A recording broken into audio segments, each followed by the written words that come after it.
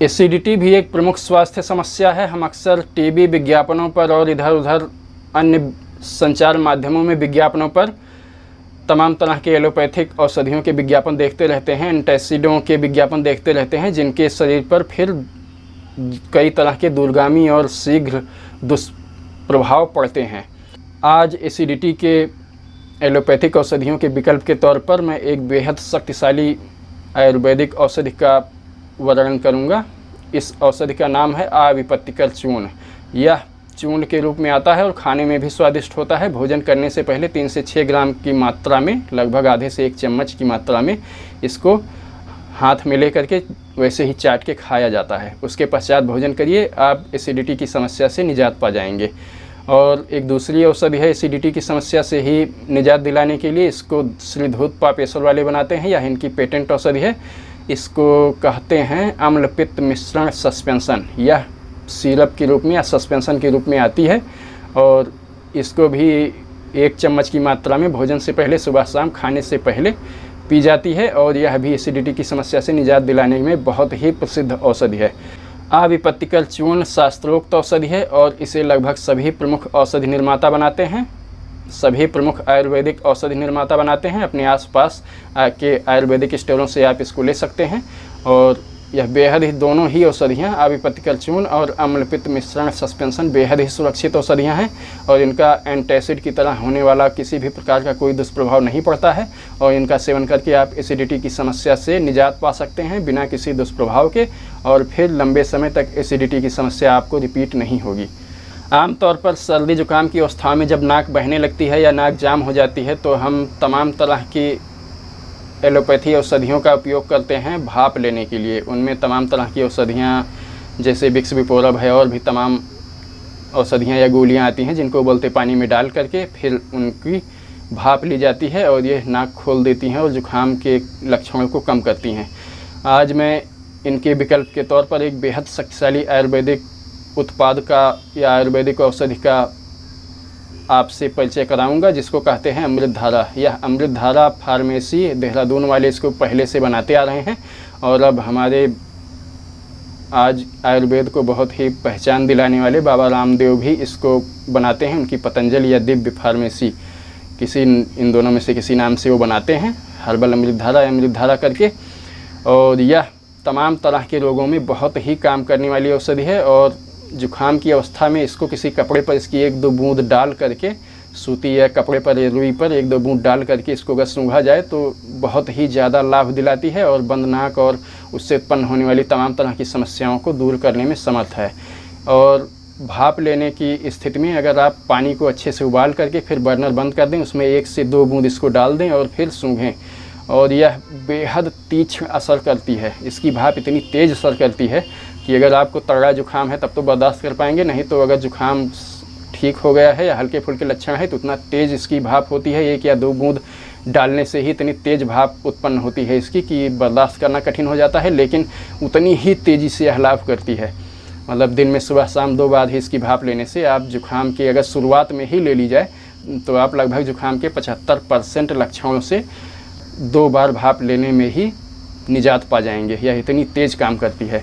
जुखाम के साथ साथ यह अन्य और तमाम अवस्थाओं में भी काम करती है, उससे भी आपका मैं परिचय कराता हूँ। यह हर्बल अमृतधारा कीटाणुनाशक, पीड़ानाशक और पाचन दोष नाशक औषधि है, जिसकी 3 से 4 बूंदें सेवन करने से ही यह औषधि जो है मुंह से खाई भी जाती है।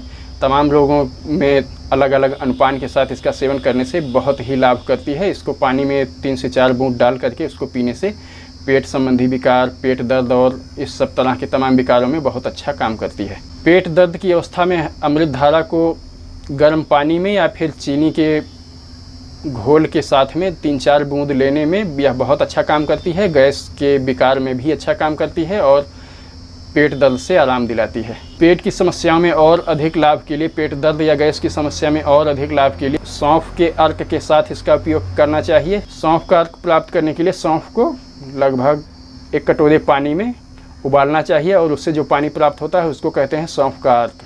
भूख की कमी या कमज़ोर पाचन शक्ति में गुनगुने पानी के साथ 3-4 बूंदें अमृतधारा की सेवन करने से पाचन संबंधी दोषों और भूख की कमी को दूर करती है और भूख खुलकर लगने लगती है। उल्टी की स्थिति में अमृत धारा को 5-7 बूंदें 1 चम्मच अनार रस के साथ सेवन करानी चाहिए और यह उल्टी को रोक देती है। अगर पहली खुराक सेवन करने के बाद तत्काल उल्टी हो जाती हो तो फिर कुछ देर के बाद में फिर से दूसरी खुराक सेवन करानी चाहिए और यह बहुत अच्छा काम करती है और उल्टी को धीरे धीरे समाप्त कर देती है। पतले दस्त या डायरिया की स्थिति में अमृत धारा को अदरक को कूट करके पानी में उबाल करके प्राप्त हुए पानी के साथ में 5-7 बूंदें इसकी सेवन करने से डायरिया में अतिशय लाभ होता है। डायरिया की तीव्र स्थिति में इस प्रयोग को हर आधे घंटे के बाद रोगी को देना चाहिए और ठीक होने के बाद में लगभग 3 दिनों तक इसको 3 बार सेवन कराना चाहिए। डायरिया पूरी तरह से दूर हो जाता है। उल्टी दस्त एक साथ होने पर अमृत धारा की 5-7 बूंदें प्याज के रस के साथ सेवन कराना चाहिए, बहुत लाभ होता है। लू से बचने के लिए अमृत धारा की 3-4 बूंदें कप भर पानी में डाल करके पीना चाहिए, लू से बचाव होता है। जिन लोगों को यात्रा में चक्कर आने और उल्टी आने की शिकायत होती है उनको कुछ इलायची दाने पानी में उबाल करके उससे प्राप्त पानी को उसमें हल्की सी चीनी डाल करके 3-4 बूंदें अमृत धारा की उसमें मिला करके सेवन करने से उल्टी आना, चक्कर आना, इन सब शिकायतों का निवारण होता है। इसके साथ साथ बाह्य प्रयोग में यह दांत दर्द होने वाले दांत जिस स्थान पर दांत दर्द कर रहा हो वहाँ पर रुई के फाये में रख के लगाने पे दांत दर्द में बहुत आराम देता है। यह कटे हुए घाव पर लगाने पर और छोटे कीड़ों के मच्छर इत्यादि के काटने से और इसी तरह के अन्य कीड़ों के काटने से होने वाली खुजली या फिर इस तरह के विकारों में उस स्थान पर लगाने पर बहुत लाभ देता है। सूजे हुए स्थान, सूजे हुए शारीरिक जोड़ या फिर कमर दर्द इत्यादि शारीरिक दर्द में अमृत धारा की मात्रा से 10 गुने नारियल या तिल के तेल में मिला करके मालिश करने से बहुत अधिक लाभ करता है और दर्द तथा सूजन को दूर करके आराम पहुंचाता है। सिर दर्द हो रहा हो तो अमृत धारा को भौं और आँखों से बचाकर माथे पर लगाना चाहिए, सिर दर्द में आराम देता है। वैसे यह बहुत तेज़ लगता है लेकिन फिर भी लगाने से सिर दर्द में बहुत आराम देने वाली औषधि है। तो इस प्रकार से हम देखते हैं यह एक अकेली अमृत धारा ही कितने ज़्यादा विकारों और रोगों में काम आने वाली औषधि है और बहुत ही गुणकारी है, बहुत अच्छा काम करती है। इसको कह सकते हैं जेब में हमने डॉक्टर रखा हुआ है और बहुत महंगी आती भी नहीं है, 30-35 रुपए की आती है, छोटी शीशी इसकी 10 मिलीलीटर के करीब की, लेकिन वह बहुत ही समय तक काम आने वाली चीज़ है क्योंकि इसकी 1 या 2 बूंदें ही प्रयोग की जाती हैं। इतनी तीक्ष्ण होती है कि इससे अधिक प्रयोग नहीं किया जा सकता, चाहे खाने में हो या लगाने में ही बहुत तेज़ असर करती है और बहुत ही इसका तीक्ष्ण प्रभाव होता है। खांसी के लिए भी हम इधर उधर तमाम एलोपैथिक उत्पादों के पीछे दौड़ते रहते हैं। आज मैं ऐसे ही कुछ शास्त्रोक्त आयुर्वेदिक औषधियों के बारे में बताऊंगा। इनमें से एक आती है एलादिवटी, मारीच्यादिवटी, या फिर ऊझा वाले बनाते हैं एक आती है कंठ सुधारक वटी, यह इनकी पेटेंट औषधि है। ये 2 से 4 गोली की मात्रा में दिन में 3-4 बार चूसने से कंठ के सभी विकारों में ये लाभ करती हैं। इनके साथ ही पाचन इत्यादि दोषों में भी फायदा करती हैं और गले की खराश इत्यादि जिनके लिए आप कोई भी एलोपैथिक गोली लेते हैं उन सब स्थितियों में यह बहुत अधिक लाभ पहुंचाती हैं बिना किसी प्रकार के दुष्प्रभाव के। इसके साथ ही जमे हुए कफ जैसी खांसी आ रही हो तो फिर एक आती है ऊझा वाले ही बनाते हैं सोमकल्पम, यह बहुत ही अच्छी खांसी की औषधि है। आप कप भर पानी उबाल लीजिए, उसके बाद फिर उसमें 1 चम्मच या फिर 15-20 मिलीलीटर के लगभग इस सोमकल्पम औषधि को मिला लीजिए, उसको चाय की तरह फिर गर्मा गर्म पीजिए। यह जुखाम और खांसी की सभी अवस्थाओं में बहुत अच्छा काम करती है और भयंकर से भयंकर खांसी में बहुत अच्छे ढंग से आराम पहुंचाती है। और अगर खांसी इन सब प्रयोगों के बाद भी ना छोड़ रही हो तो एक आयुर्वेदिक औषधि आती है जिसे सिर्फ वैद्यनाथ वाले ही बनाते हैं, उसको कहते हैं अगस्त्य हरित की। यह बेहद ही गुणकारी औषधि है और इसको 1 चम्मच मात्रा में 3 से 6 ग्राम, 6 से 12 ग्राम की मात्रा में इसको 1 चम्मच शहद में मिलाकर सुबह शाम चाटने से यह पुराने से पुरानी खांसी को जड़ मूल से समाप्त करती है और बहुत ही गुणकारी है। अगर ये सभी कोई भी प्रयोग इनमें ना काम कर रहा हो तो यह अगस्त्य हरितकी का सेवन करने से खांसी के सभी प्रकार और पुराने से पुराने खांसी समाप्त हो जाती है। यह जुखाम की भी कुछ अवस्थाओं में बहुत अच्छा काम करती है। और अगर सांस जकड़न जैसी समस्या आ रही हो, कि सांस लेने में समस्या आ रही हो, उस स्थिति में भी यह बहुत अच्छा काम करती है। गैस विकारों के लिए वैद्यनाथ वाले एक औषधि बनाते हैं जिसको कहते हैं गैसांतक वटी। यह पाचन संबंधी अन्य विकारों के उपचार में प्रयोग होने के साथ में गैस के विकारों में प्रमुख रूप से काम आती है और इसको 2 गोली 2 बार चूसने से खाने के पश्चात यह गैस की समस्याओं को ठीक करती है। बहुत ही अच्छी औषधि है और खाने में भी स्वादिष्ट है। वैसे बहुत कम औषधियाँ होती हैं जो लाभ भी करें और स्वादिष्ट हों, तो यह एक अपवाद ही है। यह बहुत स्वादिष्ट औषधि है और खाने पे गैस संबंधी विकारों को, पेट फूलना, गैस संबंधी विकारों में बहुत अच्छा काम करती है। पेट के लिए ही एक और औषधि है, घर घर में लगभग पुराने लोग जानते थे, इसको कहते हैं इसबगोल की भूसी।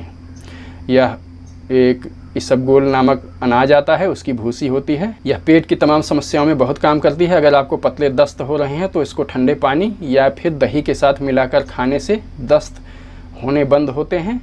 और अगर आपको कब्जियत की शिकायत हो, कब्ज हो और मल त्याग करने में परेशानी हो रही हो, तो फिर इसको गर्म पानी या फिर गर्म दूध के साथ सेवन करने से यह बहुत ही सुरक्षित विरेचक का काम करती है और फिर आपका पेट साफ करती है बिना किसी दुष्प्रभाव के। यह बहुत ही सुरक्षित है।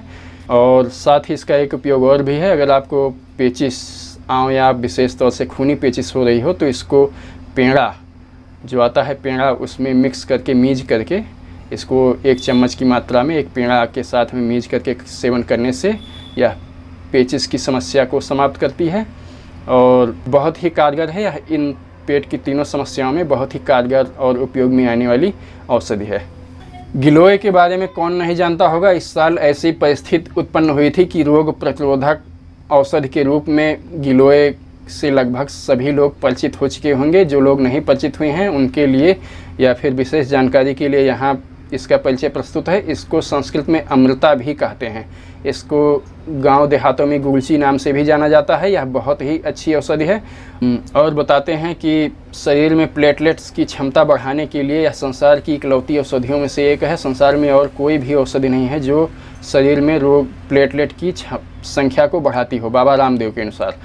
ये गिलोय और फिर दूसरी पपीते की पत्ती, या पपीता या पपीते की पत्ती का रस, ये 2 औषधियाँ संसार में इकलौती औषधियाँ हैं जो प्लेटलेट की संख्या को बढ़ाती हैं। संसार में और कोई भी औषधि ऐसी ज्ञात नहीं है अभी तक। गिलोय का प्रमुख उपयोग बुखार की सभी अवस्थाओं में किया जाता रहा है। यह शरीर की प्रतिरोधक क्षमता बढ़ाती है, बुखार को, शरीर के अंदर संचित बुखार को दूर करती है। जैसे अंदर ही अंदर बुखार बना रहता हो, अंदर ही अंदर महसूस होता हो लेकिन थर्मामीटर से नापने पर ना आता हो पकड़ में, ऐसे बुखार को भी यह दूर कर देती है और शरीर की प्रतिरोधक क्षमता को बढ़ाने वाली यह प्रसिद्ध औषधि है। यह सर्दी, खांसी, वायरस इन्फेक्शन, लंबी बीमारी के बाद होने वाली कमजोरी, खून की कमी इत्यादि अवस्थाओं में बहुत अच्छा काम करती है।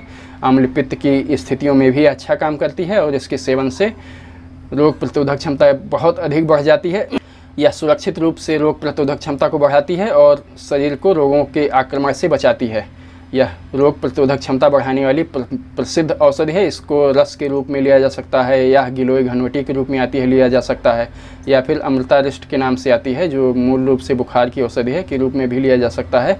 यह बहुत लाभ करती है। इसके बाद फिर हम आते हैं, एक औषधि आती है जो जुकाम से हम अक्सर अपने दैनिक जीवन में 2-4 होते रहते हैं। ऐसी स्थिति में जब नाक बहने लगती है और बार बार नाक साफ करना पड़ता है लेकिन फिर वैसी ही स्थिति बन जाती है, तो ऐसी स्थिति को दूर करने के लिए एक आयुर्वेदिक शास्त्रोक्त औषधि है जिसको कहते हैं खडबिंदु तेल। इसको सुबह शाम 1-1 बूंद या 2-2 बूंद नाक में डाला जाता है जैसा आप बर्दाश्त कर सकें, और इसको सुबह डालने के बाद कम से कम 5 मिनट तक वैसे ही लेटे रहिए सीधे, और रात को अगर हो सके तो सोते समय 1-1 बूंद दोनों नाकों में डाल करके सो जाइए। सुबह आप एक बार नाक साफ़ करेंगे और दोबारा फिर नाक आपकी जुकाम के प्रकोप से जाम नहीं होगी, या फिर आपको बार बार उस तरह की जुकाम में नाक बहने जैसी समस्या से 2-4 नहीं होना पड़ेगा, और बहुत ही जल्दी ये आपको जुकाम के प्रकोप से छुटकारा दिला देगी। बहुत ही काम करने वाली औषधि है। यह जुकाम के साथ साथ सिर दर्द और तमाम तरह की अवस्थाओं में भी अच्छा काम करती है, लेकिन यह जुकाम में तो बहुत ही अच्छी कारगर है। तो हमने इन सब आयुर्वेदिक औषधियों के बारे में आज जाना। आप अपने शरीर की अवस्था के अनुसार इनका उपयोग कर सकते हैं, लेकिन फिर भी सुरक्षा की दृष्टि से इनके उपयोग से पहले मैं आपको किसी वैद्य से परामर्श या फिर सलाह लेने की सलाह दूंगा। आप इनकी सलाह के बिना इनका उपयोग ना करें।